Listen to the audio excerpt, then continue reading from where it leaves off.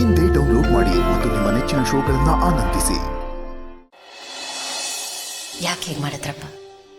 ನೀವು ಈ ರೀತಿ ಮಾಡಿದ್ದು ನಂಗೆ ಒಂಚೂರು ಇಷ್ಟ ಆಗಿಲ್ಲ. ನಾವೇನು ಮಾಡಿದ್ವು ಅಮ್ಮ?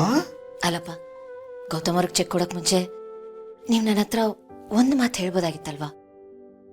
ಗೌತಮ್ ಅವರು ತಪ್ಪಾಗಿ ಅರ್ಥ ಮಾಡ್ಕೊಳ್ಳಲ್ಲ, ಆದರೆ ಪರಿಸ್ಥಿತಿ ಯಾರನ್ನ ಹೇಗೆ ಯೋಚನೆ ಮಾಡಿಸುತ್ತೆ ನಾವು ಹೇಳೋಕ್ಕಾಗಲ್ವಲ್ಲ. ನಾನು ನಿಮ್ಮ ಮೂಲಕ ಇದನ್ನೆಲ್ಲ ಹೇಳಿಸ್ತಿದ್ದೀನಿ ಅಂತ ಅವ್ರು ಅನ್ಕೊಂಡ್ರೆ ಆಗೇನು ಮಾಡ್ತೀರಾ?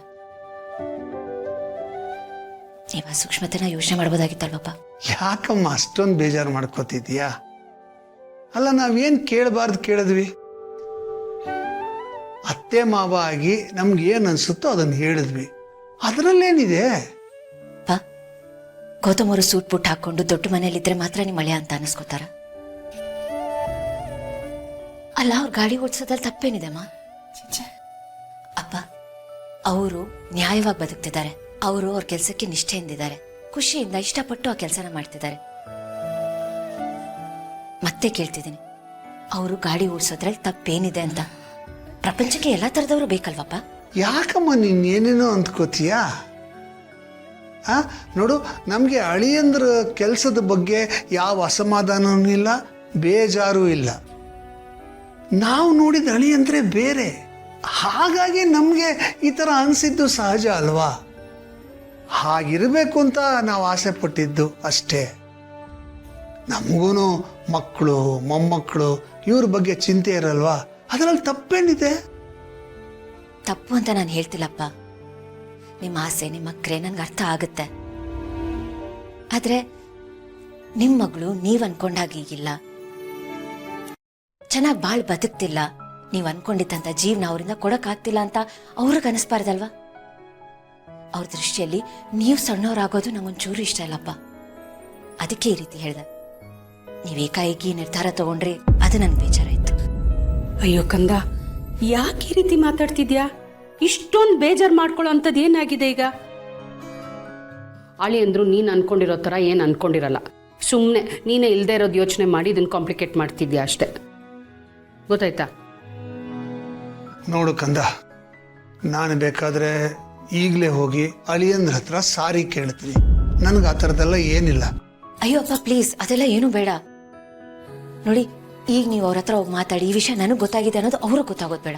ಇದನ್ನ ಇಲ್ಲಿಗೆ ಬಿಟ್ಬಿಡಿ ಪ್ಲೀಸ್. ಸರಿ ಮಗಳೇ, ಇನ್ಮೇಲೆ ಇಂಥ ಪ್ರಯತ್ನಕ್ಕೆ ಕೈ ಹಾಕೋದಿಲ್ಲ, ಓಕೆನಾ? ನೋಡು ಕಂದ, ಭಗವಂತ ನಮಗಿಷ್ಟೆಲ್ಲ ಕೊಟ್ಟಿರ್ಬೋದು, ಅಳಿಯಂದ್ರಿಗೆ ಸಹಾಯ ಮಾಡೋ ಅಷ್ಟಕ್ಕೆ ನಾವು ಬೆಳೆದಿಲ್ಲ ಅನ್ನೋದು ನನಗೂ ಗೊತ್ತು. ಆದರೆ ನಿಮ್ಮ ಜೀವನದಲ್ಲಿ ಯಾವಾಗಲಾದರೂ ನಮ್ಮ ಸಹಾಯ ಬೇಕಾದರೆ ಅಳಿಯಂದ್ರಂತೂ ಕೇಳಲ್ಲ, ನೀನು ನಮ್ಮ ಮಗಳಾಗಿ ಕೇಳು ಕಂದ. ದಯವಿಟ್ಟು ನಿನ್ನ ಸ್ವಾಭಿಮಾನ ಪಕ್ಕಕ್ಕಿಡು. ಅಲ್ಲಮ್ಮ, ನಾವು ನಿಮ್ಮ ಅಪ್ಪ ಅಮ್ಮ, ನಿಮಗೆ ಮಾಡಿದ್ರೆ ಇನ್ಯಾರಿಗೆ ಮಾಡ್ಬೇಕು ನಾವು?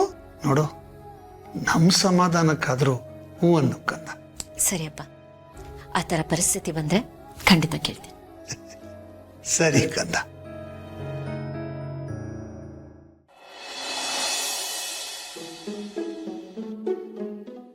ಮಂದಾಕಿನಿ, ಆವಾಗಿಂದ ನೋಡ್ತಾ ಇದ್ದೀನಿ, ಏನು ಯೋಚನೆ ಮಾಡ್ತಿದ್ಯಾ? ಅದೇ ರೀ, ಅಳಿಯಂದ್ರಿಗೆ ಚೆಕ್ ಕೊಡಕ್ಕೆ ಹೋದ್ವಲ್ಲ, ಆ ವಿಷಯ. ಪಾಪ ಅಳಿಯಂದ್ರಿಗೆ ಏನು ಅನ್ನಿಸ್ತೋ ಏನೋ, ನಮ್ಮ ಹತ್ರ ಹೇಳ್ಕೊಳಕ್ಕೂ ಆಗಲಿಲ್ಲ. ಭೂಮಿಗೆ ಬೇಜಾರಾಗೋಯ್ತು. ಅವಳು ನೋಡಿದ್ರೆ ಅಳಿಯಂದ್ರಿಗೆ ಸಪೋರ್ಟ್ ಮಾಡ್ಕೊಂಡು ಮಾತಾಡ್ತಾಳೆ. ಅವ್ರು ಹಾಗಿರೋದೇ ಅವಳಿಗೆ ಓಕೆ ಅನ್ನೋ ಥರ ಹೇಳ್ತಾ ಇದ್ದಾಳೆ. ಅವಳು ನಿಜವಾಗ್ಲೂ ಖುಷಿಯಾಗಿದ್ದಾಳೇನ್ರಿ? ನನಗೇನು ಅರ್ಥ ಆಗ್ತಾ ಇಲ್ಲಪ್ಪ. ಇಷ್ಟು ವರ್ಷ ನಾನು ಅವಳಿಗೆ ಅಡ್ವೈಸ್ ಮಾಡ್ತಾ ಇದ್ದೆ, ಈಗ ಅವಳೇ ನಮಗೆ ಅಡ್ವೈಸ್ ಮಾಡೋವಾಗ ಆಗೋಯ್ತು. ಆದರೂ ನಾವು ಮಾಡಿದ್ದು ಸರಿನಾ ತಪ್ಪ ಅನ್ಸಕ್ಕೆ ನನಗೂ ಶುರುವಾಗಿದೆ. ನಾವು ಅವಳ ಹತ್ರ ಒಂದು ಮಾತು ಹೇಳಬೇಕಾಗಿತ್ತು, ನಮ್ಮ ಮನಸ್ಸಲ್ಲಿ ಈ ಥರ ಒಂದು ಯೋಚನೆ ಇದೆ, ಏನು ಮಾಡೋದು ಅಂತ. ಯಾಕೆಂದರೆ ಅಳಿಯಂದ್ರ ಬಗ್ಗೆ ನಮಗಿಂತ ಚೆನ್ನಾಗಿ ಅವಳಿಗೆ ಗೊತ್ತು. ಆ ಕಡೆ ಅಳಿಯಂದ್ರ ಹೇಳಿದ್ದು ಸರಿ ಅನ್ಸತ್ತೆ, ಈ ಕಡೆ ಭೂಮಿ ಹೇಳ್ತಾರೋದು ಸರಿ ಅನ್ಸುತ್ತೆ, ನಾವು ಮಾಡಿದ್ದು ಸರಿ ಅನ್ಸುತ್ತೆ. ಒಂದೂ ಅರ್ಥ ಆಗ್ತಾ ಇಲ್ಲ. ಯೋಚನೆ ಮಾಡಿದಷ್ಟು ತಲೆ ಚೌಚೌಬಾತ್ ಆಗ್ಬಿಡುತ್ತೆ. ಭಾಗ್ಯಕ್ಕ ಇರಬೇಕಾಗಿತ್ತು, ಅವರು ಸರಿಯಾಗಿ ಹೇಳಿರೋರು, ಅವರೇ ಬರಲಿಲ್ವೇ? ಹೌದ್ರಿ, ಭಾಗ್ಯಕ್ಕ ಬರಬೇಕಿತ್ತು. ಆದರೂ ಮಕ್ಕಳಿಗೆ ನಾವೇನಾದರೂ ಸಹಾಯ ಮಾಡಬೇಕಲ್ಲ. ಹೌದು ಮಂದಾಕಿನಿ, ನನಗೂ ಹಾಗೆ ಅನ್ನಿಸ್ತಾ ಇದೆ. ಅವ್ರನ್ನ ಆ ರೀತಿ ನೋಡೋಕ್ಕೆ ತುಂಬ ಕಷ್ಟ ಆಗುತ್ತೆ. ಈಗೇನು ಮಾಡೋದು? ನಾವು ಪದೇ ಪದೇ ದುಡ್ಡು ತಗೊಳ್ಳಿ ಅಂತ ಹೇಳೋದು ಬೇಡ, ಅವ್ರಿಗೆ ಇರಿಟೇಟ್ ಆಗುತ್ತೆ. ಮತ್ತಿನ್ನೇನು ಮಾಡೋಣ ಅಂತ್ಯ? ಸ್ವಲ್ಪ ಟೈಮ್ ಕೊಟ್ಟು ನೋಡೋಣ ರೀ. ನಾಳೆ ಅವ್ರಿಗೆ ಏನಾದರೂ ಮಾಡಬೇಕು ಅನ್ನಿಸ್ದಾಗ ಆಗ ಮತ್ತೆ ನಾವು ಇದನ್ನು ಪ್ರಸ್ತಾಪ ಮಾಡಿದ್ರಾಯ್ತು. ಈಗ ಟಾಪಿಕ್ ಎತ್ತದೇ ಬೇಡ. ಕಾಲ ಹೀಗೆ ಇರೋದಿಲ್ವಲ್ಲ, ಮುಂದೆ ಹೋಗಿ ಅವ್ರಿಗೆ ಏನಾದರೂ ಮಾಡಬೇಕು ಅನಿಸಿದ್ರೆ ಅಲ್ಲಿವರೆಗೂ ವೆಯ್ಟ್ ಮಾಡೋಣ.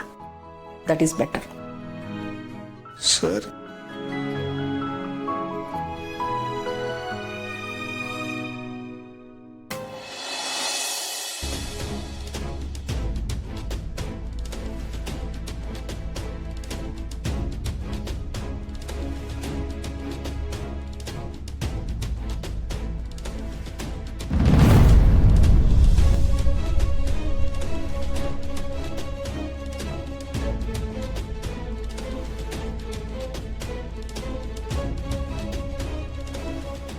ಏನು ಮಾಡ್ತಿದ್ಯಾ? ಅದು ನನ್ನ ಫ್ರೆಂಡು ನೋಟ್ಸ್ ಕೇಳಿದ್ಲು, ಅದಕ್ಕೆ ಫೋಟೋ ಕಳಿಸ್ತಾ ಇದ್ದೆ. ಮಲ್ಲಿ, ನೀನು ಆರಾಮಾಗಿದೆಯಾ ತಾನೆ? ಏನು ತೊಂದರೆ ಇಲ್ಲ ಅಲ್ವಾ? ಯಾಕೆ ಈ ಥರ ಕೇಳ್ತಾ ಇದ್ದೀರಾ? ಇಲ್ಲ, ಇತ್ತೀಚೆಗೆ ನಿನ್ನ ಮನಸ್ಸು ನಿಂತು ನೀರಿಗೆ ಕಲ್ಲಾಗ್ದಂಗಿದೆ. ಏನೋ ಒಂಥರ ಡಿಸ್ಟರ್ಬೆನ್ಸ್ ಅಂತ ಅನಿಸ್ತಿದೆ. ಯಾವಲೋಕೆ? ಇಲ್ಲ ಅಕ್ರೆ, ಹಾಗೆಲ್ಲ ಏನೂ ಇಲ್ಲ, ನಾನು ಆರಾಮಾಗೇ ಇದ್ದೀನಿ. ಅದೇನು ಅಂತಂದರೆ ನಾನು ಓದಿರೋದೆಲ್ಲ ತಲೆಯಲ್ಲಿರತ್ತಲ್ಲ, ಅದಲ್ಲೇ ಓಡ್ತಾ ಇರತ್ತೆ, ಈ ಬ್ಯಾಕ್ಗ್ರೌಂಡ್ ಮ್ಯೂಸಿಕ್ ಥರ. ಆಮೇಲೆ ನಾನು ಓದಿರೋದನ್ನು ತಲೆಯಲ್ಲೇ ರಿವೈಂಡ್ ಮಾಡ್ಕೊಳ್ತಿರ್ತೀನಿ. ಹಾಂ, ದಟ್ಸ್ ಗುಡ್, ದಟ್ಸ್ ಗ್ರೇಟ್.